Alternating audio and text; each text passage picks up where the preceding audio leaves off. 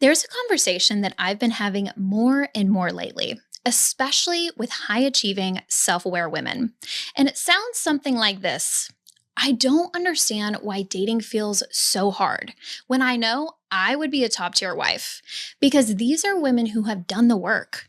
They've built the career, the lifestyle, the standards. They're intentional and emotionally intelligent. And yet, when it comes to dating, something still isn't clicking. Not for lack of effort, not for lack of options, but for lack of clarity around what actually moves the needle. So today, we're getting into a conversation that might challenge you a little bit, but will also give you a much more honest lens on what's really happening in modern dating. I'm joined by Joel Monteleone, dating and relationship coach, event host, and founder of Hot Takes, Hot Dates, where he's helping people get off the apps and back into real in-person connection. What I appreciate about Joel's perspective is that he's not just talking theory, he's watching this play out in real time. So, in this episode, we're diving into things like what women think works in dating that actually backfires, what high quality men are really paying attention to, and where women might be unintentionally getting in their own way. So, if you're someone who knows you want a high quality relationship and you're ready to approach dating with a little bit more awareness and strategy, this conversation is for you. Let's get into it. Joel, welcome to Becoming Her. I am so excited to get into this conversation with you. Thank you. I'm happy to be here. Becoming Her. Let's go. So I was so attracted to having you on the show because I really respect how real and raw you are about what actually, like, the intent and the effort that goes into your dating experience. And I know so many top tier women that I'm like, it is not clocking to me why we have so many great men and so many great women. I also know some incredible, incredible men that are single that literally have a savings account already full, ready to buy a ring. And I just think that there's a lot of barriers today, like in modern dating, that are new waters to, charter through. And I think that it takes some self-reflection. I think that it also becomes, there's some work that you need to do on clarity of like who you're looking for, how you present yourself. And so I'm really excited to get your take on what you're seeing as a dating expert. And I've seen you successfully connect great men with great women and like great people with great partners. And so I want you to give us the juice. Yeah. I mean, I'm so happy to be here. And like you said, there are so many amazing single men, so many amazing single women, and they claim that they desire a relationship. Yeah. Right. And so, but they're not in it. Mm-hmm. And so there's a disconnect somewhere. There is. Right. And so I'm excited to get into that with you as well, because people are going to hear things that they don't necessarily want to hear. Listen, because it's not everyone else's fault. We'll just start there. It's not everyone's that you're dating. They're not all the problem. It can't be. So okay, we're starting there. I love it. I love it so much. Yeah. Okay, so as a high caliber man yourself, what are high quality men looking for in women, in a partner? And how do women come to the surface and kind of like attract and magnetize a really great man into their life? Mm-hmm. Yeah, I think high quality men, especially the men that women are attracted to, right? The ones who may be successful in their business or successful in their careers, have a lot on their plate, right? Those high quality men, when they get home to their relationship, they don't want to have to keep working, right? They don't want to have to fight for leadership. They want peace. Yeah. They want to be supported. Yeah. They want connection and admiration. And so, I think most high quality men, that's what they desire. They don't want to have to fight for love. And so Yeah. And then I think something that all people want is just more play. You know, I think men and women, they desire play. And like, I think the older people get and the more they're single, they start to lose the playfulness in dating, and it becomes very job interview business. Like, we're fucking gonna make sure every box is checked. Yeah. And if it's not, we are out of here. Oh, wait. I feel like you just called me out because literally in my relationship with my husband is the adventurer. Mm-hmm. He is the playful one. Mm-hmm. And I am the one that like keeps our shit in order. Mm-hmm. And just over this past weekend, we were doing so much work and getting so much done around the house. And he was like, oh, I could physically see him getting frustrated because he's like, I just am sick of being productive. He's like, I just want to go out and have some fun. And you know what? I will say that is low key so fucking important in a relationship, that you have compatible humor. That's something that I've noticed is like major key. And for the women that I know are looking for a partner, they are looking for a man that makes them laugh, that they can have fun with, that they can trust and be led by. For sure. But let me push back on you a little bit about like the leadership component. I think that for a woman to trust a man to lead her, there has to be the trust, and the trust has to be built. And women aren't just going to just be submissive and be led just because they're a female and there's a male. Mm-hmm.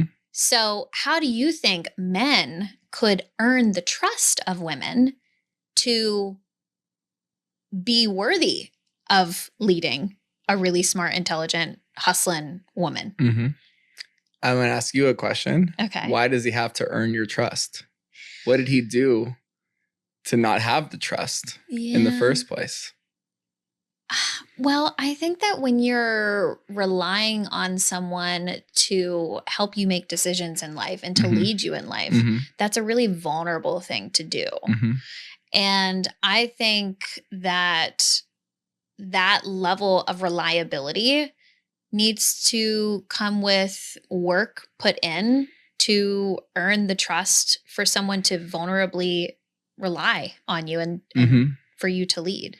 So it's a chicken and the egg type of thing here, right? Yeah. Because it's like, oh, in order for me to trust you to lead me, you need to prove that you can lead me. But I'm not going to let you prove you can lead me until I've trusted you that you can lead, right? And so it all comes down to eventually, hey, no one is going to like, you're not going to be able to see that he can lead you if you don't let him lead. Give him a chance to lead. Oh, yeah. I think that's what it is. Yeah. I think that we're afraid. I think women are afraid to, because it's a vulnerable place to be, to give that opportunity to be like, okay, I won't make the decision. I'll let you make the decision and see how it goes. Well, because women have been told that to be successful, they need to do it all themselves, right? And like in their careers, in their business, in their lives, like mm-hmm. people have optimized, men and women, to doing everything on their own. Mm-hmm. And so to say, hey, I'm going to let you lead me. Well, in order to lead somebody, and I guess there's a distinction here, right? It's like whether you trust them to lead is one thing. I think the thing is, do you trust that they're where they're leading you, right? Where are we going? Exactly. Do I trust in your vision, right? And so it's up to men to enroll women that they're dating in the vision and say, hey, this is where I'm going. Do you want to come along? Mm-hmm. Versus, hey, I'm going to tell you, like, I'm just going to make decisions for you and have you go. It's like, hey, this is this destination. You either hop on this ride or not, mm-hmm. right? It depends, but you get to make that choice. Mm-hmm. You get to decide if you want to be led in this way and led to this destination. You know, you don't need to necessarily just blindly say, okay, I trust you. Okay, man. Yeah. Let's go. Take me wherever you want, right? No, that doesn't make any sense.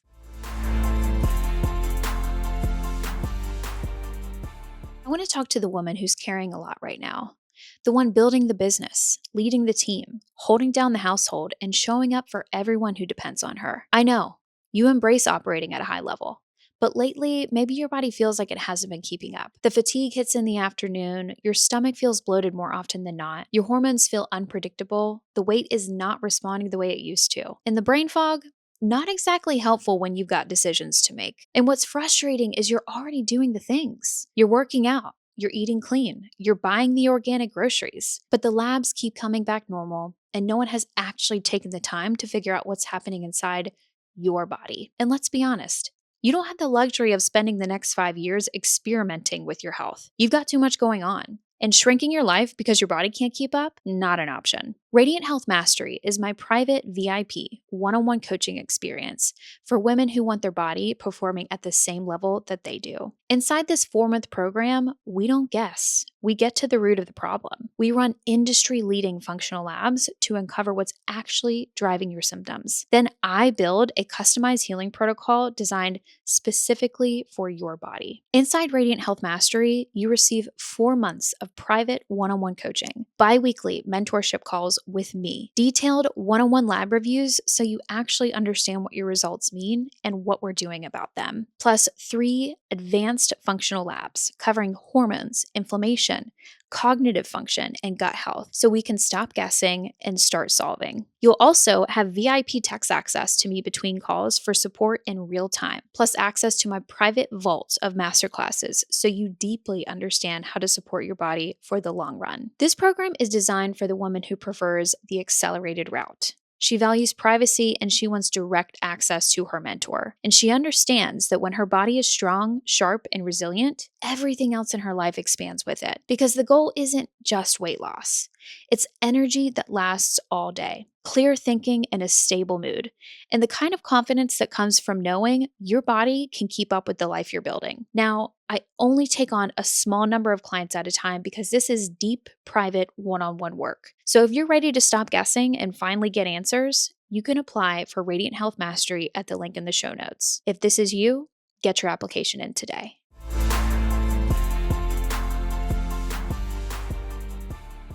Okay, so I feel like that's the part of the conversation that's a little bit blank. Mhm. Is like, okay, ladies, like if we want to trust a man to lead, okay, let's talk about where we're heading, Mhm. like what the vision is, what the Yeah. standards are. Yeah.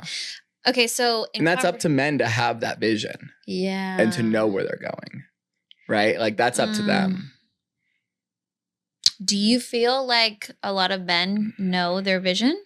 So the thing about visions, I think people have a vision of where they want to go. Mm-hmm. It's whether they believe that it's be possible, Oh, you know? And yeah. like, I think, you know, when you think about relationships and families, like I talk to my clients all the time. It's like, hey, what do you want your relationships to look like? What do you want your man to look like? What do you want your life to look like? And their response is, oh, well, I don't want this. I don't want that. I don't want this. I don't want that. And I go, okay, what do you want? And there's a long pause and they go, you know, I haven't really thought about that. You know, I've just thought about all the things I don't want. Yeah. You know, I've seen all the things, all the versions of possible life that other people live and say, oh, I don't want that. I don't want that love. I don't want that type of man. Yeah. But they don't think about, oh, actually, hey, what do you want to create? Again, personal responsibility.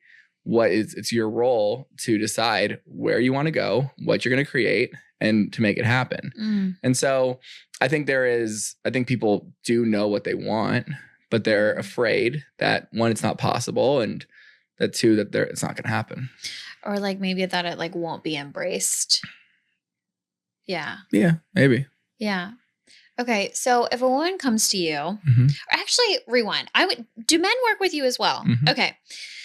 Where are men struggling in dating? Let's start there. I want to ask a question to you. Okay. Because this is going to be really interesting. Okay. You know a lot of women, right? Yeah. And I've asked this question to women before. Women, like they're afraid of men, kind of, right? Like the safety of men, like they're like, okay, men are kind of scary. Do you think men are more afraid of women or women are more afraid of men?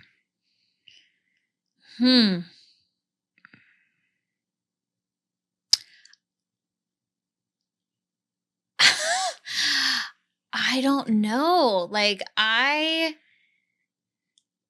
think that men are more afraid of women. Was I right?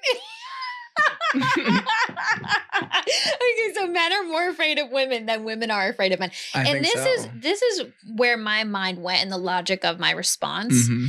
because women are incredibly self-sufficient. Mhm. And women are very competent in their ability to survive and take care of themselves, and even today provide for themselves. Mhm. This is going to be a little dicey. I think that men are not as self-sufficient as women are. And I think that they know that. I think that men know that they need women, and it makes them more fearful. Yeah. I mean, I think that men need women more than women need men. Oh, he said it. Okay, he just said it. All right. I mean, I think any man would probably agree. Okay. And I think any woman would probably agree. Yeah. Do I think that they don't need each other? No. I do think that men need women and women need men. Yeah. I as a woman in a 10-year-long marriage, Totally. I fully agree. I am a more powerful, well-supported woman because I am in marriage. Mhm. That's why I'm sitting here having this conversation with you, because in my work, I work with a lot of really incredibly highly ambitious, self-sufficient, independent women. And I know that they would be more powerful if they had a really enriching, activating, supportive, loving relationship that holds them together, that they can collapse into when they need to, that Mhm. that their partner can step in and make up for their weaknesses, with their strengths when need be, and vice versa. Like, I definitely think that the women are more powerful when they are supported by a great partner. Agreed. And the I same think is that- true for men. Yeah. Men are more powerful when they're supported by a great partner. 100%. And the thing about how we view life is like 80%, 80 to 90% of the thoughts that we have are negative, right? I And feel so like when that's we how we're coded. when we Yeah. think about relationships, we don't think about how amazing and how wonderful and how more abundant and incredible and expansive my life could be. We look at relationships and think, oh my God, my life is over. This is going to suck. She's going to be a ball and chain, or he's going to be controlling, and I'm going to fuck it up somehow, Mhm. right? Everyone thinks they're just going to fuck up their relationships because, of Mhm. course they would, because they Mhm. fuck everything up. Mhm. But like, that's just not the way life works. If you have a mindset, and like that's the most of the work that I do with my clients is mindset, is Mhm. reframing the beliefs that they have about men or women, about what the beliefs they have about themselves, the Mhm. beliefs they have about the relationships in the future. Because like you said, you are a perfect example of how much more expansive and beautiful life can be when you're in relationship. Mhm. And I believe that is true 100% of the time. Mhm. We are meant to be in relationship. I agree. Like, Yeah. just we're animals, like, and so anytime someone says, oh, I don't want to be in a relationship, or I'm not meant to be in a relationship, my belief is that you've given into your limiting beliefs. Mhm. But your highest self, your most expansive and like positive and powerful self desires relationship. I 100% agree. I 100% agree. And I also believe that a peaceful, loving, joyful relationship is literally like medicine. Like, and I can speak for that from my own personal experience. Like, my husband has healed me, and I have been able to heal because I've been in such a great, loving, supportive relationship. So, okay, we talked about what are men struggling with. It sounds like men are scared of women and they're not clear on their vision, and maybe that's like what their biggest challenges are. But on the female side, like, what are women struggling with when it comes to finding their partner?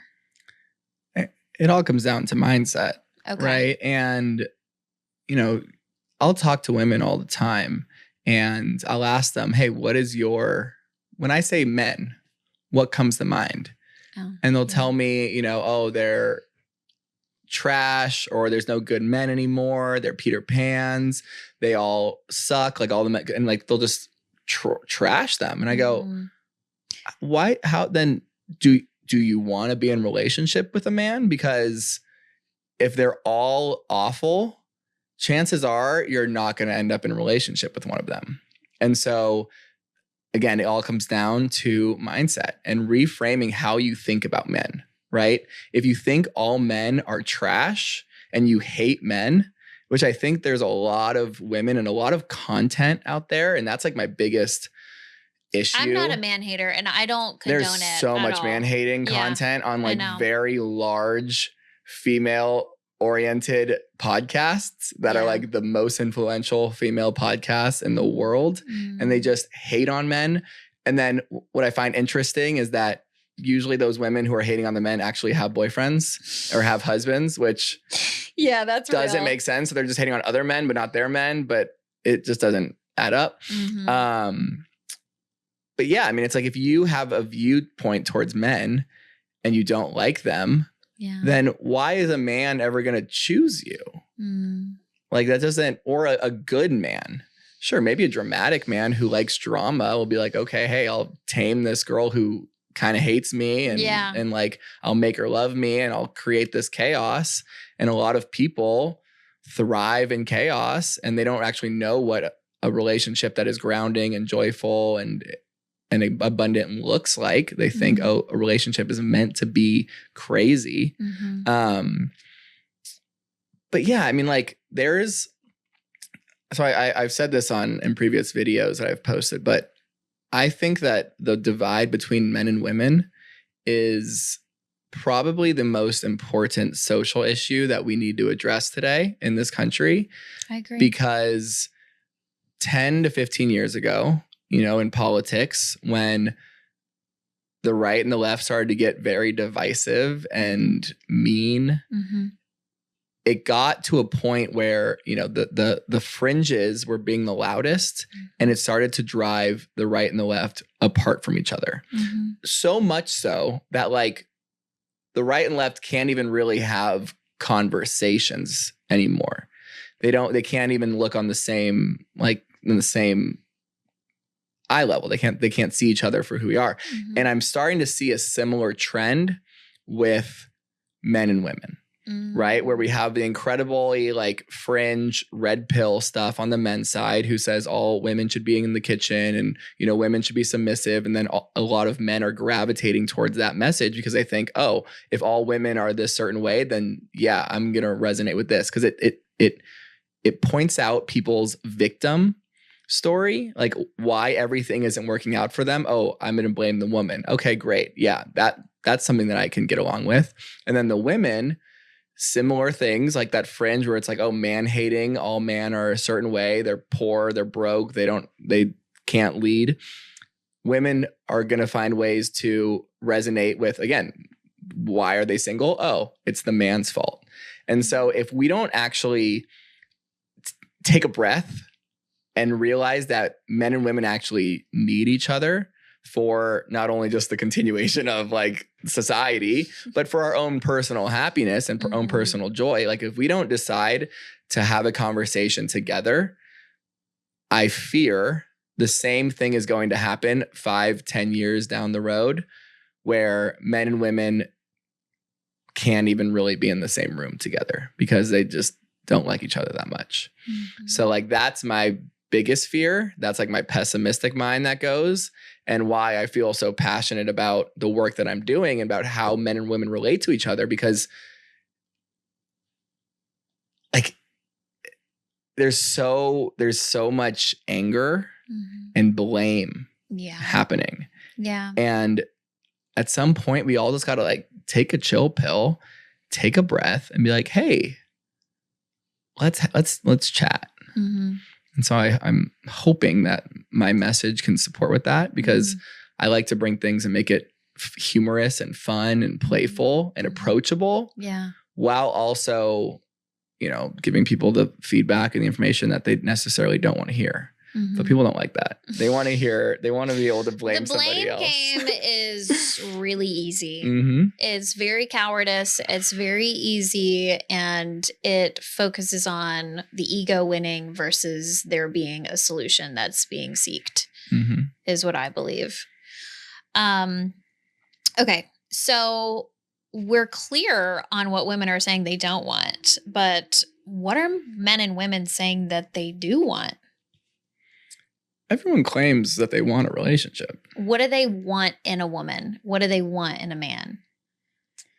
So what people say they want and what they actually want, Ooh, I think are there not could be always compatible. not always in alignment, Mhm, right? mhm. You know, I think men and women both say they want certain qualities in a man, or they want them to have a certain thing, right? Okay. Like, oh, I want the man to have a good job, have a good career, and also be able to like be in touch with his emotions and be able to be very vulnerable.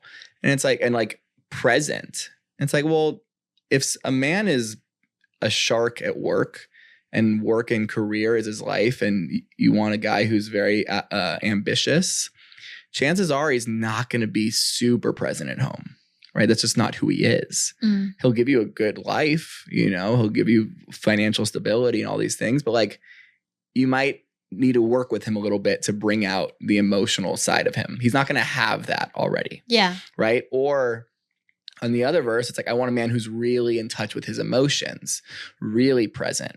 Okay, well, you might get that man, but that man might not make very much money, you know? And so you might need to support him making money. And the same with men to women, right? Men are like, oh, I want a woman who will let me lead, but I also want a woman who's career oriented. And it's like, okay, those things just don't happen. Not everyone just has everything. But what you can look at is, hey, do they have the qualities that could lead to that, right? Are they curious? Are they open to doing personal development work? Are they open to, you know, becoming more vulnerable? Are they open to maybe pursuing skills that would make them more money? It's like, I think we look too much around what people have versus who they are. You know, I had a friend of mine, she was dating a guy who was younger, and she kind of wasn't really feeling him because she's like, oh, when I date a guy, I like when I walk into a room, I want him to like own the room. And I want him to like, everyone knows that this guy is like the leader. And I said, well, this guy's young. He's like 26. I go, when he is 35, 40, he will be that man. Yeah. Right. Cause all the things that she said, he's, you know, he's crushing it at work. But like, you know, he's not there yet, but he will be. He is the type of man that will create that. But you got to understand that he's still young and like, he might not have everything, but he is everything. Okay, so I'm noticing a trend in that it sounds like people are wanting their potential partner to be in like their final form. And I have talked a lot about this, especially to my friends who are single, about how I personally believe that you definitely do have to believe in someone's potential. And I really am loving hearing you talk about how like, okay, like if this is what you want, maybe they're not a 10 in every single category, but like in the categories where they're not a 10 yet, how can you help them be stronger there rather than just being like, oh, you're not everything yet. So like, it also sounds like somewhat of like a lack of patience. It's a lack of patience, but also just like an unwillingness to co-create and an unwillingness to concede on anything. The way that I look at it is like, say someone, because we're so efficient by ourselves. We can do everything by ourselves. There's literally nothing that I can't do by myself. If I need some, you know, something hung up on the wall, TaskRabbit. I need a ride, Uber. I need food, DoorDash. I need friends, go online, right? Like I can do it all. Yeah. Right. What I can't do is I can't sleep in a bed with I can, but like with somebody else. Yeah. I can't open up vulnerably and with some like a DoorDash driver, right? But what I talk about is like, what I think people do is they create their life, right? If it's like a puzzle, okay? So they put all the puzzle pieces together and there's one piece left, which is a relationship. And they go, oh, okay, I need to find that exact piece. that exact piece that fits in perfectly with this entire puzzle that I've already built, right? And until I find that perfect piece, no other piece is going to work, right? Rather than finding somebody and saying, hey, let's build this puzzle together, right? Yes. Or taking away a few different other pieces so that any piece could fit in there, right? And so I think when I talk to women, especially my clients, they have this belief. It's like, oh, I want to date a man, but I don't want to give up anything. I have all these things at work. I love my social life. I love how much I work out. I love my job, right? Honestly, like I want a man who they want like a situationship where they can just, a man that they can call whenever they want some sort of masculine presence, but nothing more than that. And I think the same is true with women or with men, where men are like, I'd rather just have a booty call rather than having someone where I have to be vulnerable with and like, you know, open with. And so that's why situationships became a thing 5 years ago, right? Like they were not even a thing. And now everyone's just like, oh, I'm in a situationship. And it's like, what the fuck is that? You know, it's like the people want connection, but they don't want commitment. And it's just like, damn, it's just silly. And it just really makes me sad hearing about this. Like, again, I know I've said it already multiple times, but being in a 10-year marriage, like the way that it has just made my life so much better. Like I literally say this to my husband all the time. I cannot imagine my life without you. Like I don't even want to. Like I cannot even imagine how much I would not be where I am right now without my husband. Like that is so sad that we have just gotten acquainted with settling. Like fuck settling. Like why do people just want to be by themselves? I think it's really important that we talk more about how beautiful it is to be in relationship. I agree. We talk so much as a society about how shitty it is to be single, or even how amazing it is to be single, or how shitty it is to be in relationship. We don't talk enough about how being in relationship is actually the number one lever that you can have in your life. Yeah. It amplifies every area of your life. Who is going to take care of you? Like, I feel like one blind spot for, I guess, people is that like, okay, I'll tell you, John and I were in a conversation with a man one time who was single for most of his life. And then he got shot and he was in the hospital and he realized that no one was there to take care of him. No one cared to be there to take care of him because he also didn't care to step up and to be in a committed relationship with someone. And it's like, okay, so you want the relationship for the bonuses, but when it comes to like having the opportunity to have somebody to be there for you, it's a two-way street, you know? And one of my favorite parts, I guess let me share, one of my favorite parts about being in marriage is that I feel like we are building something. I feel like every day we're asking each other, what do you need? What do you need? What do you need? Like, how can I help you? Like, what's on your mind? What's making you feel heavy? Okay, let's talk through it. Let's get through it. And John and I, we did a podcast episode together and we were sharing how like, there's so many things in life that can go left or right that are out of your control, like just completely. And we've gone through that together. Sickness, job loss, being broke, not knowing what to do next. And it was just like, you know what? At least I got you. Like it's me and you against the world. And that is, I don't even want to think about not being with my husband. Like truly, it makes me emotional just even thinking about it. And it makes my heart really sad to hear that people aren't registering how valuable and worth it is to put the work in to find your partner. Yeah. People are so afraid to get hurt that they're not willing to take the risk. in relationship. Like, yeah. they're protecting themselves from the possibility of having their heart broken, so they choose not to give it away. That is so real. Yeah. Yeah. I mean, I went through a really messy breakup when I was at the end of high school. And that shit rocked my world. I was single for about 3 or 4 years before I met John.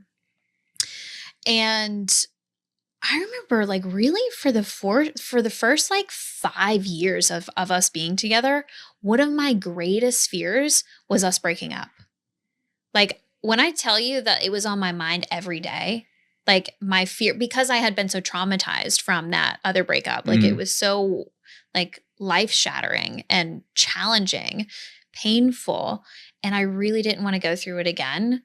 And honestly, in my experience, it was like not until we went through shit together and we held it together through the shit was when that fear started, the fear of the breakup, the fear of losing each other really started to lower its volume.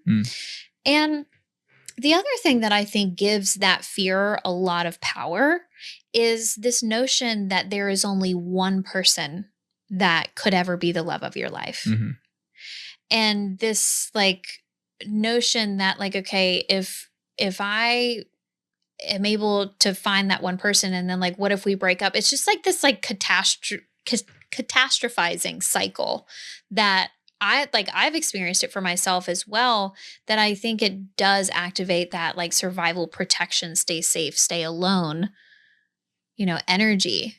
But I would rather risk going through another heartbreak than to not be in marriage.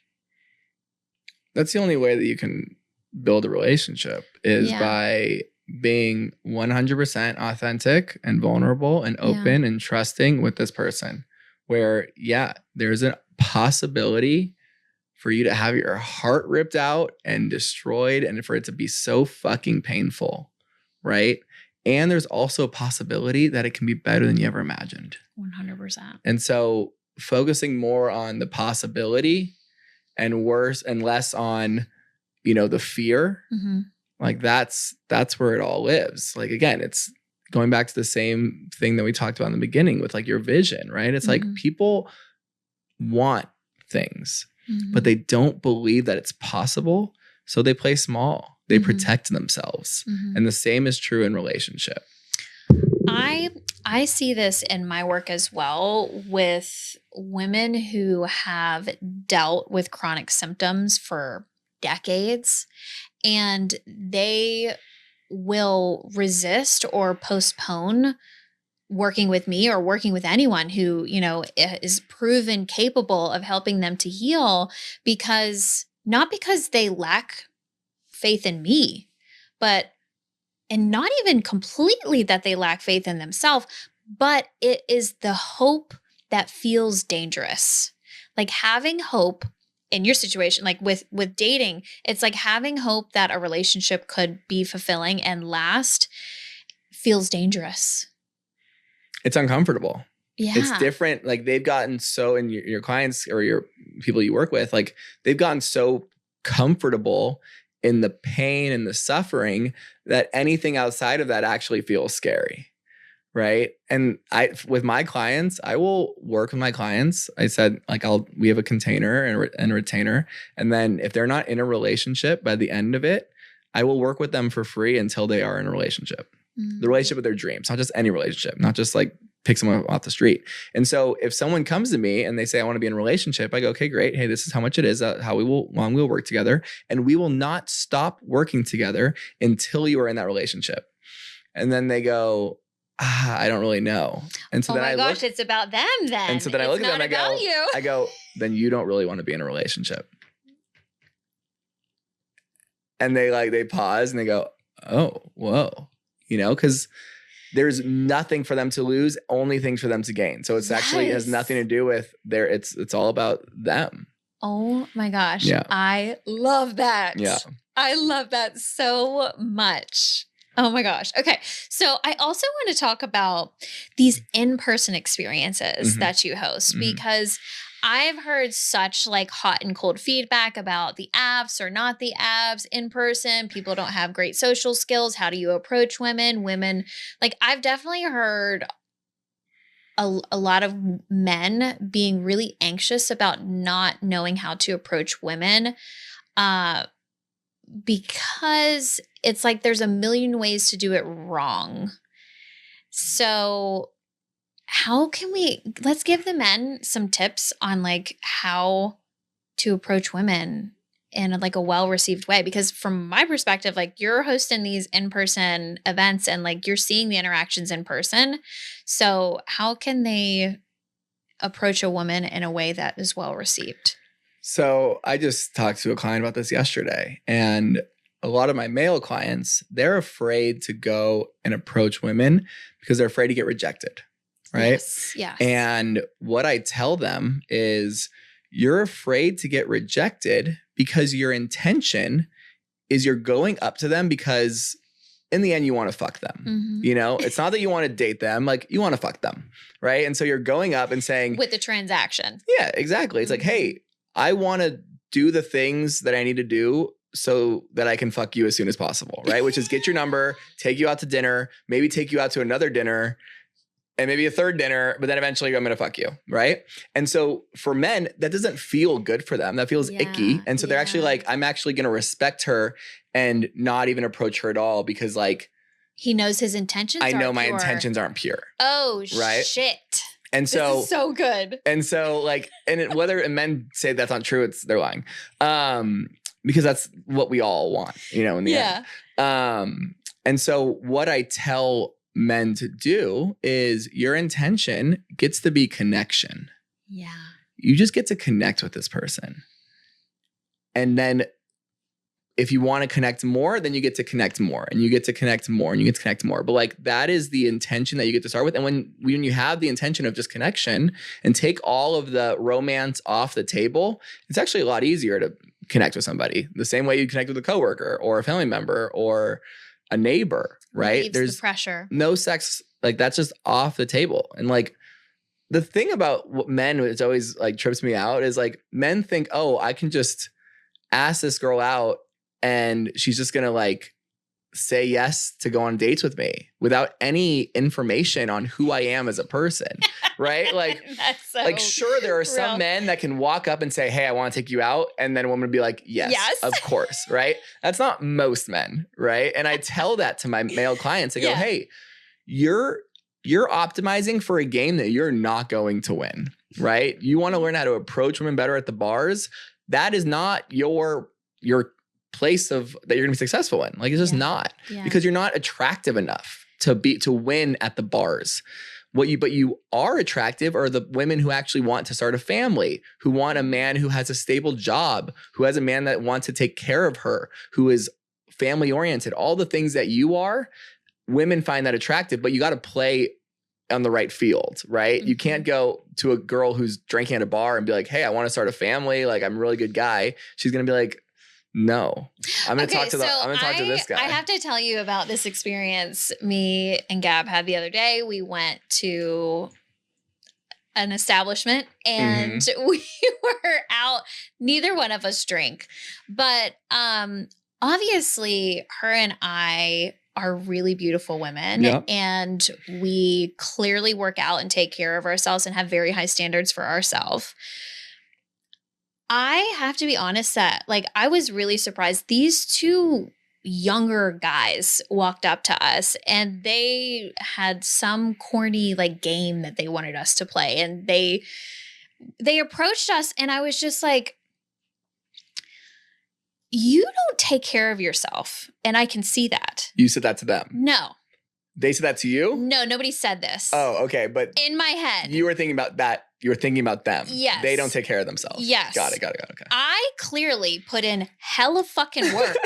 Hella work. Yeah, you guys take more time getting ready to go out the night than you are out that night. Period. Yeah. yeah. Exactly. Yeah. We put in so much work on a day-to-day basis. Very disciplined. We put in the work. and you're going to walk up to me and I can clearly see that you have a fucking stain on your t-shirt and like you don't take care of yourself at all. And you're walking up to women that clearly take care of themselves. Like, you are not in our caliber. So like, help. I need also for men to clock, like, if you want to have access to women that are put the fuck together and working the fuck out and taking care of themselves and providing for themselves, you need to rise to the occasion. You need to clock what caliber you're tapping into, or you will get rejected. You will be embarrassed. So I have a different viewpoint on this. Okay, let's hear it. And like, I would never, like, I don't know the guy. I don't know who he is. But like, I would never tell a man to not take a shot. Okay. Go for it. Okay. Right? Chances are you're not going to, like, you're going to get rejected. Right? But like, who are you to determine that I'm not in your caliber? Like, I mean, you can decide that, but like, I think I am, you know, and maybe by what standards though? Because you can see by the way that I just live my life. Right. But like, I guess if I get rejected, yeah, then this is the difference, right? If I get rejected by 30 women who I go after, who I am attracted to, who I think are really well put together, and I get rejected by all 30 of them, that's not, oh, all 30 of those women are bitches or like gold diggers, whatever. You can say, oh, hey, that's feedback. That's feedback that 30 women were not interested in me. Okay, great. If it was one woman who says, I'm not interested, okay, maybe that's her problem. Yeah. That doesn't say, maybe that's just her.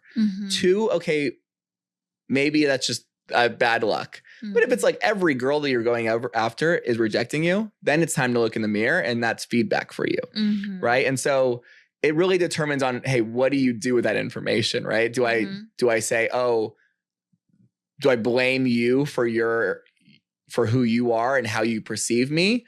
Or do I take the feedback that everyone is seeing me in a certain way, and it is my personal responsibility, and I also have the power to change that if I want to.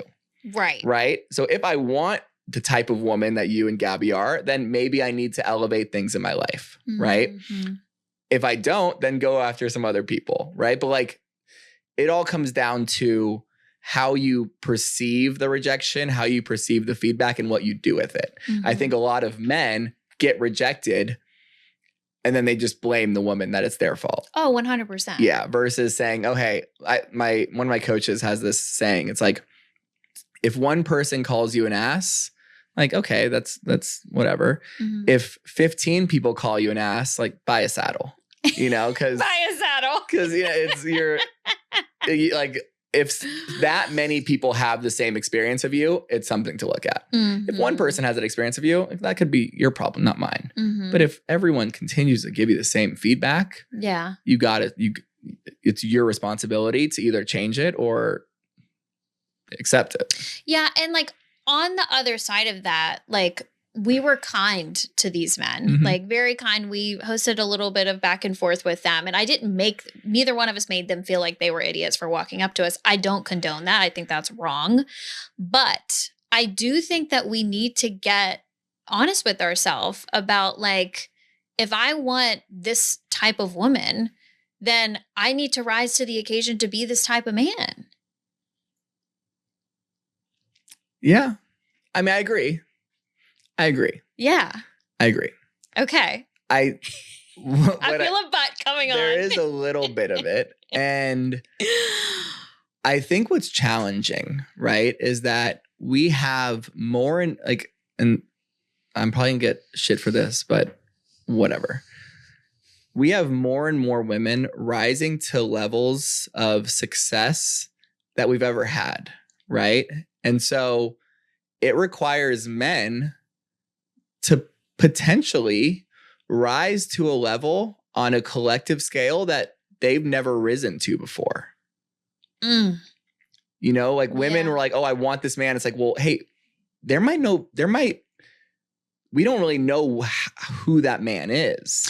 Yeah. Okay. So let me give you some more context. I'm not talking about financially. Mm-hmm. Like when my husband and I met, both broke, but we knew that we had potential in one another. But he took care of himself. Mm-hmm. Like he was in great shape. His lifestyle, the way that he lived, the way that he dressed, he had style. He cared about his presentation.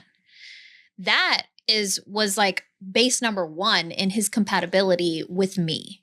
Mm-hmm. And I don't think that women, I don't think that it's, unless you're a woman that's already making millions, I don't think that it is appropriate for you to make it a requirement for your partner to be a millionaire. That's my personal belief. You can hate on it if you want to, but that's what I believe. Unless you're making that kind of money, you can't make it a prerequisite. So let that be said. But I, from a baseline perspective, think that from a health perspective, and that's where my mind goes. Like, I want someone that takes care of themselves because I take care of myself. And I think when someone takes care of themselves, that is a representation of their self-respect, their self-discipline, their commitment. That would be a green signal, and I would trust this man to lead me because he is leading himself. He is taking care of himself. Mm-hmm. I also care about our presentation and how we present ourselves. So yeah, I am not interested in somebody that has no style and doesn't give a shit about how he presents himself. Yeah. So that's what I'm saying in terms of like, if you are a man that wants to be with a woman who is in great fucking shape and she looks beautiful and amazing and she has incredible style, and you're rolling up like overweight and clearly not taking care of yourself at all, and you got a drink in your hand and you got some busted t-shirt on, like the compatibility is not there. Yeah. And transparently, it's almost feeling a little bit disrespectful. Oh, yeah. That's how it feels. Interesting. Yeah. So this is some data for you to collect. This is interesting, right? Because I'd also be interested in what if their intention was connection? What if they didn't want to date you? What if they didn't want to sleep with you? Yeah. What if they were just like, oh, hey, here's some two women that are cute for sure. They look great. And they're by themselves. There's two of us. Let's go with connect with them.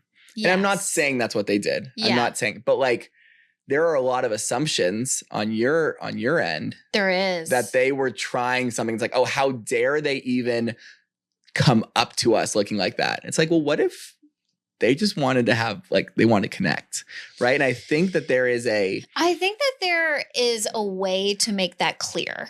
It was made very clear. I'm sure they wanted in their delivery what their intent was. Yes. And that was giving disrespectful. I'm sure. But if they were just wanting to be friends or just to have first of all, if you want to be friends with me and the intent is connection, you still gotta you still gotta work out.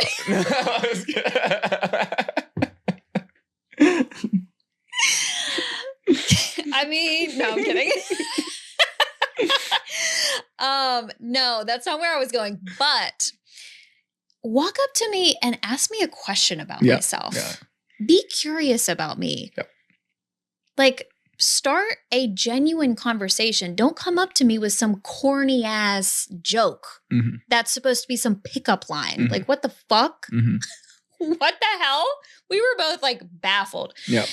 So I think that if your intent is to actually come up to a woman and have connection and just like get to know her without her feeling this pressure of like, I'm about to ask you out. Chill. Yeah. First of all, chill, relax a little bit, and come up with curiosity, not with a pickup line or some pickup joke that I'm supposed to get on board with. Yeah. From my personal experience. Yeah. That would be my advice. Yeah. If you want to be in a relationship, right? There's difference between if you want to just sleep with somebody, like go to a bar, hit on a girl at the bar, and like best of luck to you, right? But the people that I coach, the people that I work with, they all desire a relationship. Right. Right. And so I tell them, don't go to the bars or don't try and find your girlfriend or boyfriend at a bar. That's just probably not in alignment with what you're looking for based on what you've shared with me. I totally agree. Yeah. I've heard you say that before, and I'm like, finally somebody is saying it. Yeah. Like, I don't drink. Mhm. Like I work out, have fun with my husband and like go places and adventure. If I were single, you wouldn't be meeting me at a bar. Mhm. Totally. I loved the content piece that you made the other day about like you graded, I think the different like locations. I was like, I love that was a Gen Z thing that I was like, I don't even know what an S tier. What the fuck is S tier? I didn't know what an S tier I don't know was. what this means. My team was like, just trust me. I'm like, all right, it's S tier. What is that? Okay, so what were the locations? I was like bar. Oh, it was like nightclub, Yes. bar, work. Yeah. Oh God, I can't remember. But I think what I tell people to do is like, I tell them to date their friends. I agree with that. Oh my gosh, I agree with that so much. Yeah. Because as a woman in a marriage, we are friends before anything else. Yeah. Yeah. I made a video about dating our friends, and everyone that I have in my life who are in relationships who met their partners 15 years, 10 years and more, they're like, oh yeah, we started as friends. Yes. We started as friends. We started as friends. Right. And like at some point in the world, we said, oh, we're not allowed to date our friends because like, oh, we're going to ruin our friendship. It's like, what the fuck? Like the friendship's already ruined if there's any desire to have sex with them. Yeah. You know, like it's not a friendship so anymore, real. right? There's actually a signal from the universe saying that there's actually something more available for you here that you desire. Yes. And you're saying, oh, actually, no, I don't want to explore that. I'm going to go date a random fucking stranger on a dating app and see how that goes, right? When the universe is like pushing you in this direction of like, hey, there's this person, you guys get along, you feel safe with them, you feel authentic with them, you have similar interests, you love being around them. Yeah. Oh, but I'm afraid to ruin the friendship. So I'm just not going to explore it. And it's just like, what the fuck are you talking about? You know, when people, especially in this city, everyone is around so many people all the time. Yeah. There's so many communities. You just had Gabby on, you know, talking about community. There's so many opportunities to meet people in real life. And for some reason, people are the same reason why they don't take risks in relationship. They're so afraid of it going wrong. Yes. That they don't take the risk versus it going right. And I tell this to people all the time. There's people at my gym who've dated and they've broken up. And my gym's like a community gym, like everyone knows each other, but they're all hot and ripped. You know, they all have similar interests and they're sexy and they're strong. And I'm like, why don't you all just fuck each other? You know? And they go, oh, well, we're not going to do it because that couple, they dated each other and they broke up and now it's weird. And I go, is it really that weird? And so I pull them aside, the couple. I go, is it that weird between you two? They go, oh, it's a little awkward. I go, yeah, but you still come to the gym. It's not like you guys can't be in the same room. Right. They go, yeah, I mean, it's fine. It's not that, like, I'd rather they not be here. Yeah. And then I go, okay, if you had the opportunity to do it again, would you do it again? And they both unequivocally say, of course we would. They would date again and break up because the dating was good. And it was worth the awkwardness now, right? And that's what I talk to people all the time where they go, hey, if you ask somebody, would they do this thing again, given exactly what happened? They would usually say yes. Yeah. And I also feel like at this point in our lives, like 30, 40, like breakups don't have to be so nasty anymore too. Like they don't have to be the end of the world. Like my high school breakup, that was ridiculously traumatic and dramatic. Like I really feel like one thing that actually stood out to me about John was that I felt like he was so emotionally sound that even if something went south with us, I would still be able to trust that he would treat me with respect. Yeah. We would be able to have cordial conversation. Yeah. And like there is a trust that both of us would be able to handle it amicably. Totally. So like this catastrophizing in our mind about not going to take the risk because the absolute worst thing in the world is going to happen. Like the fear behind that is delusion.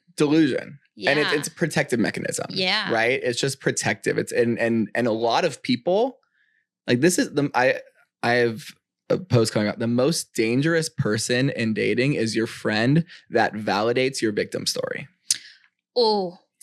And so if you have a friend saying, So if like, real. oh, I want to date this person, I'm afraid it's gonna go wrong. And your friend goes, oh yeah, you probably shouldn't date him because like, what if it goes wrong? Gotta they go. gotta go. Right. If someone says, oh, I'm afraid it's going to go wrong, I look at them and go, I know both of you. This isn't going to, like, the worst case. What are we talking about? Yeah. And then this happened today actually with a client, and they were talking about how a past breakup, like, oh, I had a really nasty breakup when I was in my, mid 20s, like same with you, like high school. I go, okay, do you think if you were to break up today, it would be different because you're a different person, right? You're 10 years more mature. You're 10 years more mature. So either you're 10 years more mature or you're not 10 years more mature, right? Which one is it? Not everyone matures with age. But that's the thing is that people tell me, oh, I've done so much self-development work. It's like, okay, well, then if you have, then you're going to create something different. So you either did or you didn't. You tell me. And they go, well, I did. Okay, then great. You're going to have a different outcome. Can you trust that? And they're like, yes. Okay. I'm like, great. Then take the risk, go for it. Oh my gosh. I feel like I could literally sit here and talk to you about Forever. this forever. I feel like both of us are full of like strong hot takes.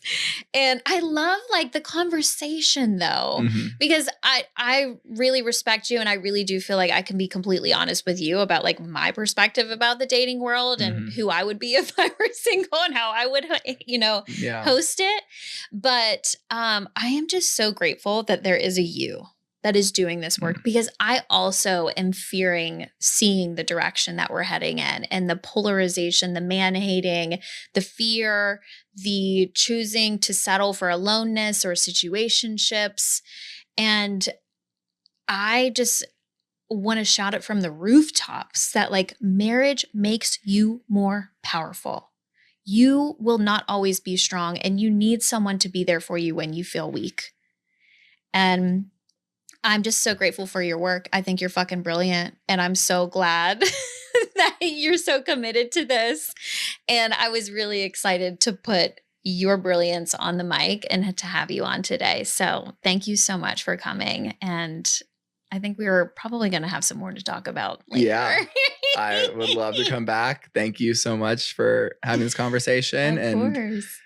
It's so important. And I think there's conversation has to happen with both men and women. And, I think the women are having the conversation and they might not necessarily be listening. The men aren't having the conversation at all.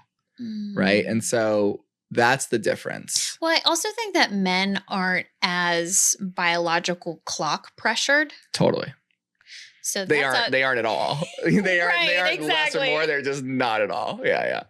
Yeah. So if men want to be in a family, if they want to build and build a legacy and have partnership, I'm going to be the first one to tell you, you need to put some fucking fire under your ass because women, like, I am literally seeing women do like sperm donation because they're sick of waiting around for men to get their shit together and to prioritize being in a committed relationship. Women are badass.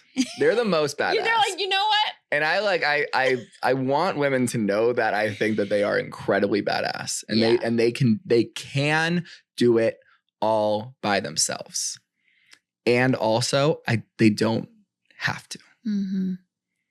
And so and men, they get to become the men that women can trust. Right. And like that comes down to how they show up in a room, how they treat people, how they treat themselves. Like if we're paying attention to that. They're for sure. 100%.